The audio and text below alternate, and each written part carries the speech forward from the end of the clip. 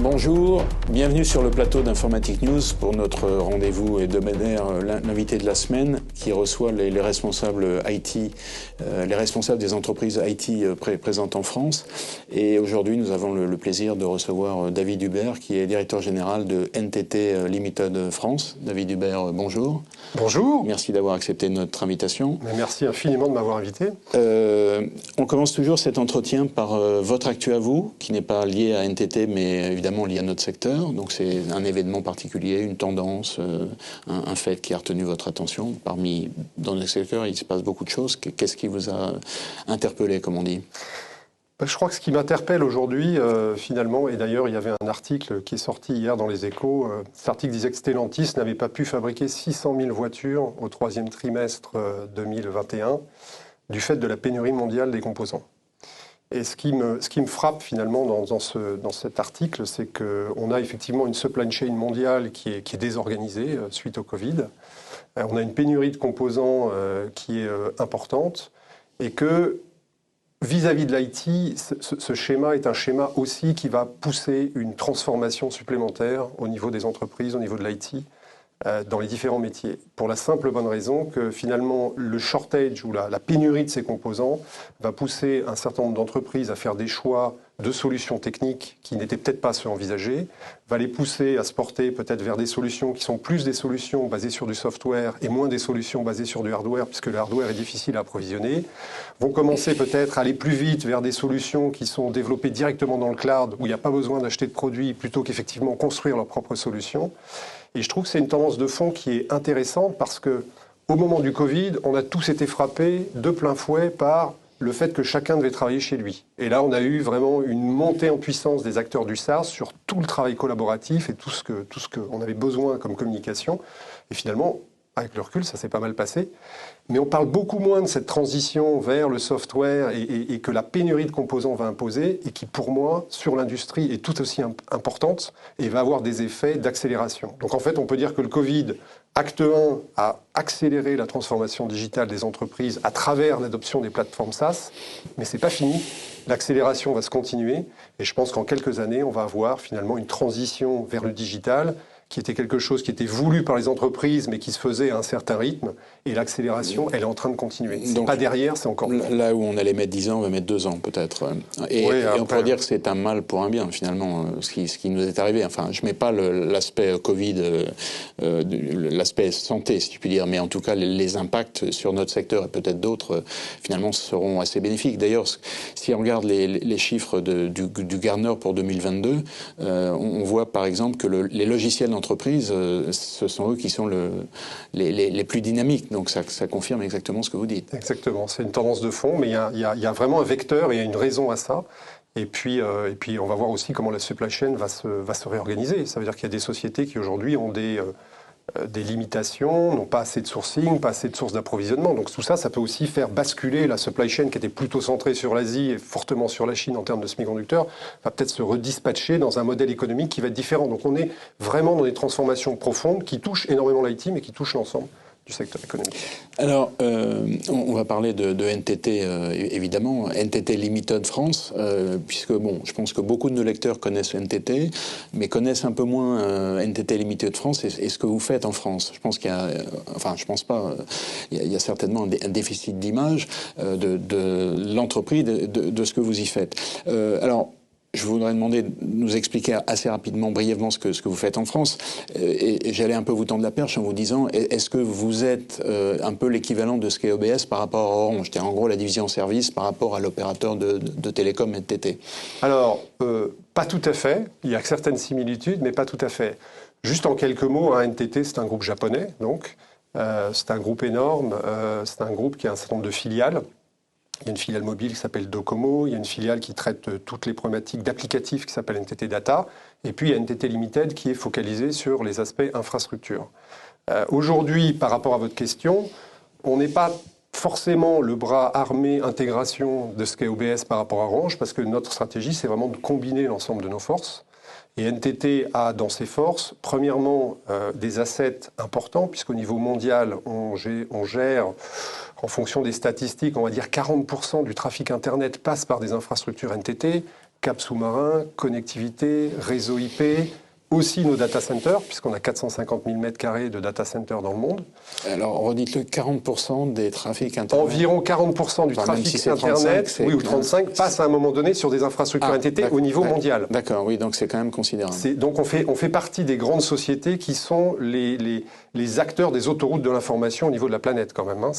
NTT, c'est un groupe qui fait 110 milliards de dollars de chiffre d'affaires, donc c'est un groupe colossal. Par-dessus tout ça, on a donc un certain nombre d'activités de services managés et qui sont des activités donc de sociétés de services, on va dire.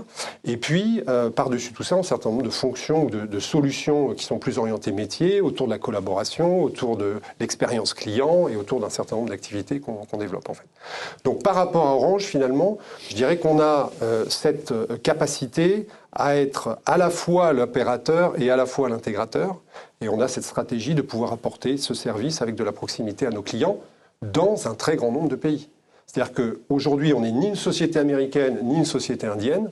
Par contre, si vous regardez le chiffre d'affaires de NTT Limited à travers le monde, on part de 11 milliards, mais l'Europe, c'est à peu près 20% du marché mondial IT, et chez NTT, l'Europe, c'est 20% du chiffre d'affaires. Donc on a vraiment cette capacité, on est très équilibré dans notre portefeuille géographique, ce qui fait que généralement, ce qui fait que nos clients travaillent avec nous, c'est cette capacité internationale, les accompagner de manière systématique et identique sur les différentes plaques du monde. D'accord. En France, vous êtes à peu près 500 collaborateurs? Alors si on prend l'ensemble des entités du groupe NTT en France, oui, on est à peu près entre 600 et 650 collaborateurs. D'accord. Juste une question un peu personnelle, puis après on balayera un peu les différentes activités de NTT en France. Vous avez pris les commandes de l'entreprise en mai, donc c'est en pleine, on était encore en plein Covid. Alors vous n'êtes pas nouveau chez NTT, vous êtes là depuis très longtemps, mais est-ce que vous pouvez nous faire un retour d'expérience sur la prise de commande d'une entreprise à un moment aussi délicat?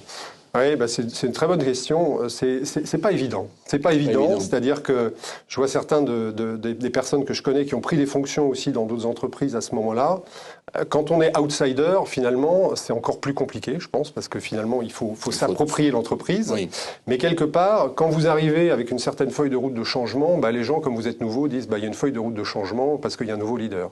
Quand vous arrivez en tant qu'insider dans une période de Covid, c'est pas facile de bouger la culture de l'entreprise. C'est pas facile de faire comprendre aux gens, finalement, ce qu'on discutera tout à l'heure, c'est-à-dire l'éventail du portefeuille.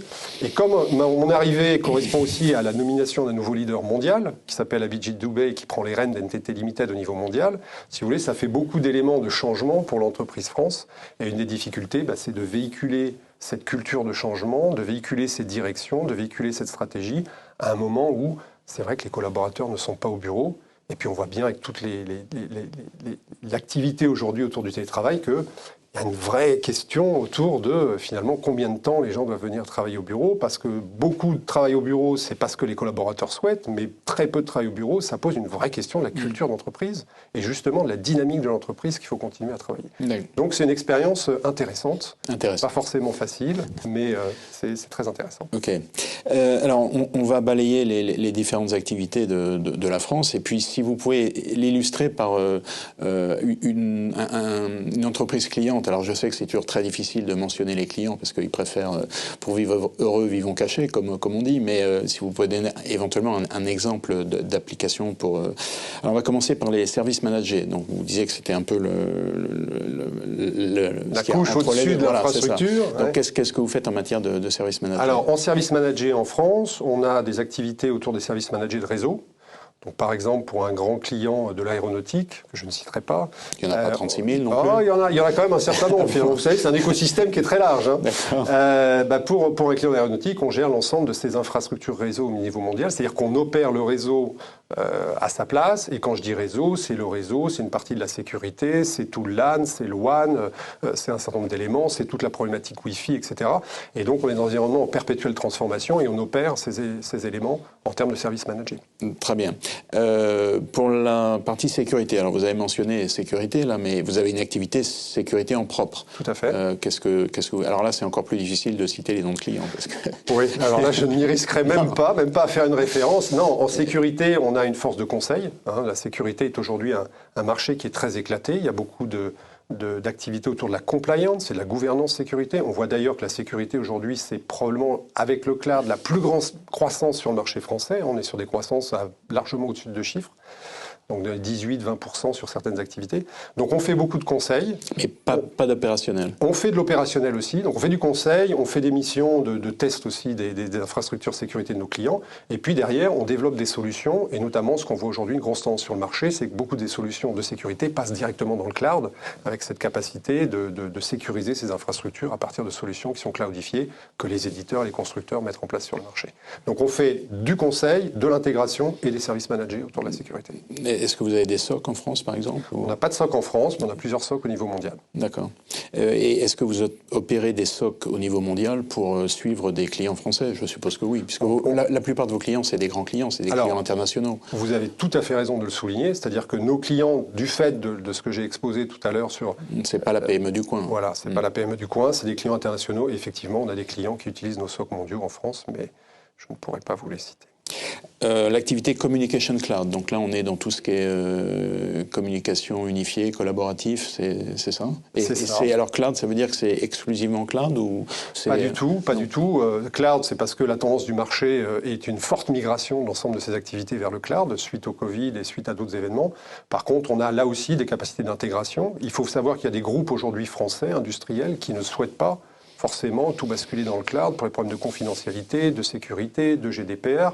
On a l'ANSSI en France qui est quand même aussi un organisme très puissant et qui impose un certain nombre de contraintes. Donc on a à la fois cette capacité de faire des solutions le plus efficaces possible pour des gens qui ne souhaitent pas mettre leurs infrastructures dans le cloud, à la fois la possibilité d'accompagner la migration de tous ceux qui veulent partir dans le cloud, et ça pose de nombreux problèmes de réseau, d'adoption et tout ce qui va autour et de sécurité, ou de gérer des environnements hybrides pour lequel une partie de l'information doit rester assez confidentielle, l'autre partie peut être exposée de manière plus publique, et on gère toute cette complexité pour nos clients. Alors, vous avez peut-être déjà un peu empiété, mais tout ce qui est infrastructure cloud, est-ce que vous êtes un opérateur de services cloud au même titre que AWS, Google ou Microsoft Azure, ou vous n'en êtes pas là finalement? Non, on n'a pas du tout la prétention. Mais la prétention ou la volonté? La volonté de concurrencer les grands plateformistes américains. Je pense que c'est. Donc vous n'êtes pas opérateur de services, opérateur cloud public.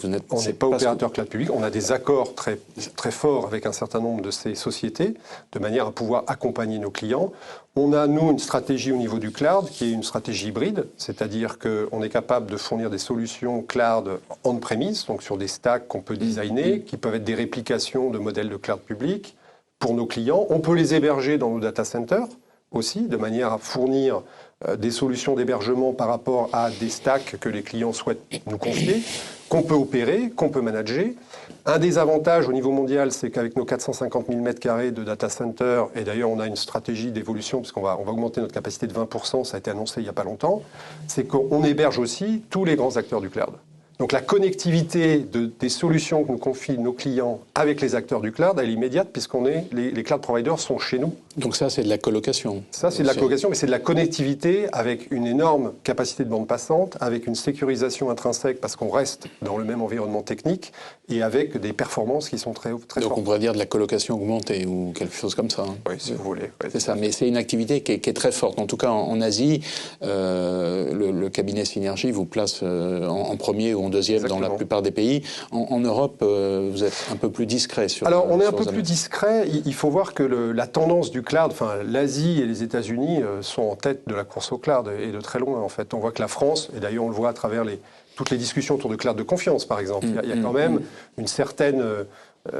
Est-ce que vous êtes membre de Gaia X, par exemple? Pas du tout. Non. Vous n'avez pas du tout le... on regarde ça de très près. Alors, c'est un sujet qui mérite presque une émission en lui-même, mais c'est assez intéressant de voir quelques facteurs. Par exemple, hier, dans la presse, on apprend que le MI6 et toute l'administration anglaise a signé un contrat de plusieurs milliards avec AWS. C'est les Anglais. Oui, c'est les Anglais. Mais ça montre que le cloud de confiance, finalement, c'est pas leur priorité. On voit bien qu'ils ont toujours deux jambes, mais ils en ont une maintenant qui est très proche des États-Unis. Et finalement, ça leur pose oui, mais ils prennent un risque sur le long terme. Donc, il y a beaucoup de débats sur le sujet. Donc, le cloud de confiance, aujourd'hui, on considère que nous, on n'est pas acteurs sur ce sujet-là. Je ne dis pas qu'on ne va pas le devenir, mais pour l'instant, c'est un sujet qu'on regarde. Ce n'est pas un sujet sur lequel on investit. Et ensuite, un cloud de confiance pour nos très grands clients, il faut voir aussi qu'il faut que ça se fasse à un coût qui soit raisonnable. C'est-à-dire que si le coût du cloud de confiance est largement supérieur à celui du cloud public, ça sera destiné à certaines applications. Donc quand vous avez des grands clients internationaux, c'est pas forcément aujourd'hui la réponse. Ça va être un peu peut-être la problématique des deux partenariats qu'on a vus, dans la mesure où il va être obligé de dupliquer une entité identique à celle qui existe, et ça va avoir un coût malgré tout. Exactement. Exactement. Et puis ça va peut-être apporter à certains endroits des limitations de service, parce que sur des clients très internationaux, ils ne pourront pas toujours se ramener et se connecter vers un cloud centralisé. Donc il y a beaucoup de discussions sur le sujet. Très bien. Alors, il y a un cinquième pan, c'est l'activité service de consulting. Donc, bon, ça, c'est, je dirais, un peu classique. Ça peut se distiller un peu sur tout ce qu'on vient de voir précédemment. Et alors, donc, maintenant qu'on a planté un peu le décor, il y a eu deux annonces qui ont été faites récemment. Donc, si vous pouvez élaborer un petit peu dessus. La première, c'est la 5G privée. Alors, la 5G, on en parle depuis un certain temps. Maintenant, on est dans le dur, si je puis dire. Ça commence à se diffuser. D'ailleurs, on commence à parler de la 6G. Je pense que vous suivez ça de très près, mais la 5G est loin d'être finie, qu'on parle de la 6G. Mais la 5G privée, c'est quoi finalement? Alors c'est une solution que NTT a lancée il y a à peu près un mois et qui est intéressante parce que finalement c'est la possibilité d'offrir un environnement complet de 5G, c'est-à-dire avec les couches de fréquences radio. Il y a certains pays où on a des licences, on a des fréquences, on peut finalement aussi faire accéder nos clients à un certain nombre de licences. Ce n'est pas le cas encore en France, mais on regarde ce sujet-là. On fournit toute la couche de connectivité, on fournit toute la couche de sécurité, on fournit toute la couche de services managés, et on fournit aussi toute la couche de roaming qui est associée à des services de 5G. Quel est l'intérêt de cette solution par rapport à une solution opérateur, on va dire. Et là, on va rejoindre un petit peu la question du début sur notre différenciation par rapport à d'autres sociétés. C'est que cette solution, finalement, elle est construite comme l'extension du LAN d'une entreprise. C'est-à-dire qu'on vient positionner toute cette solution derrière les firewalls de l'entreprise cliente, qui n'a pas à changer ses politiques de sécurité, ses politiques de routage, et qui garde la main sur l'ensemble des informations. Les informations, elles ne partent pas dans un nuage public, elles ne partent pas sur des réseaux qui sont partagés avec d'autres clients. C'est un réseau qui est dédié pour cette entreprise. Et tout ça facturé dans un mode as a service, donc avec une flexibilité importante. Donc aujourd'hui, on a plusieurs proof of concept qui sont en cours, avec des entreprises renommées de l'automobile, en Europe. Là, vous parlez de la France. Non, pas en France. En France, on démarre, donc on va regarder ça. Mais globalement, c'est une solution qui plaît beaucoup parce qu'il y a cette capacité de roaming aussi. Donc typiquement, les clients qui sont intéressés par ces solutions, c'est les clients qui ont beaucoup de logistique et qui se disent, mais finalement, dans toute cette logistique, est-ce que j'ai pas intérêt à avoir des robots qui transportent les pièces plutôt que finalement de faire de la manutention? Et du coup, comment je guide ces robots tout en gardant un système de réseau privé et d'IoT associé à tout ça? Mais des fois, je sors de l'entrepôt, il faut que j'ai un 5G privé, public à ce moment-là, et avec du roaming. Et voilà, on a ce stack aujourd'hui. Et on est sur un certain nombre de discussions avec des clients importants sur ce sujet. Et les avantages, alors, c'est la sécurité en premier, vous diriez, ou est-ce qu'il y a d'autres avantages importants? Le premier avantage, c'est que c'est une extension naturelle du réseau LAN de nos clients. Oui. C'est ça l'avantage. C'est-à-dire qu'il n'y a pas à considérer, c'est pas quelque chose à part, c'est pas quelque chose séparé. De mise en œuvre, ça s'intègre directement. Et comme on manage le LAN de nos clients, eh ben on managera aussi si cette opération. Donc une évolution relativement souple. Exactement. Exactement. Et l'aspect sécurité est un élément important. Bien sûr. Il est inclus dedans et on a une brique sécurité spécifique pour toutes ces solutions. Alors, il y a eu une deuxième annonce aussi assez récente qui s'appelle Operation Connect. Operator Connect. Donc là, il s'agit de quoi exactement? Alors là, on est sur un autre pan de notre métier. Là, on était plutôt sur des solutions réseau à tendance ou composantes un peu industrielles. Là, on rentre dans tout ce qui est travail collaboratif, donc associé à la migration et au fait qu'on a beaucoup de remote working. Donc en fait, Microsoft a souhaité s'associer à quelques partenaires mondiaux pour pouvoir fournir de manière native de la voix dans Teams. Donc aujourd'hui, quand vous utilisez Teams, si vous êtes au bureau, vous avez déjà la voix. Mais si vous voulez appeler quelqu'un, je ne sais pas, dans un pays, en Inde, etc., sur son téléphone mobile en utilisant Teams, aujourd'hui, ce n'est pas possible. Nous, on offre cette possibilité. C'est intégré dans le dashboard de Teams, c'est-à-dire qu'en quelques clics, vous pouvez souscrire à un service. Et finalement, on prend en charge toute la voix au niveau mondial. Aujourd'hui, on a une couverture de 39 pays. Et on est un des 6 acteurs qui fait ça pour Microsoft. Et on a déjà engrangé plusieurs millions de clients sur cette plateforme en quelques semaines. En fait. En France, donc aussi. Ah, en France aussi, oui. On a et donc ça c'est... Alors vous disiez 6 partenaires, bon, on ne va pas citer les autres, mais c'est vraiment... On voit bien hein, depuis un certain temps, Teams est vraiment un des éléments phares de la stratégie Office 365 de Microsoft. Donc c'est l'enrichissement progressif avec de nouvelles fonctionnalités et ça va sans doute se poursuivre, non?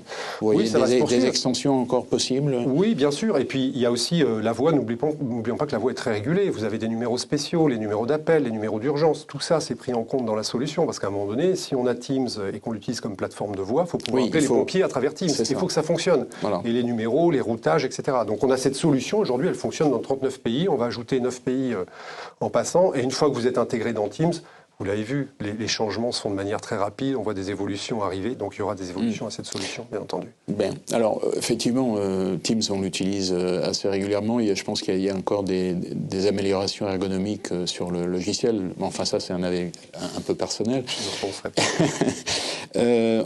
Pour clore cet entretien, il se trouve que vous faites une enquête depuis 22 ans maintenant, en gros sur une enquête client, on va dire, hein, pour le dire assez rapidement.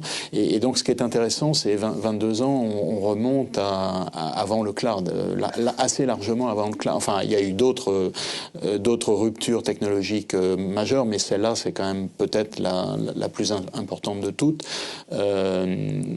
Cette enquête de cette année, en plus, elle est dans un contexte très particulier hein, qu'on a vécu ces 2 dernières années.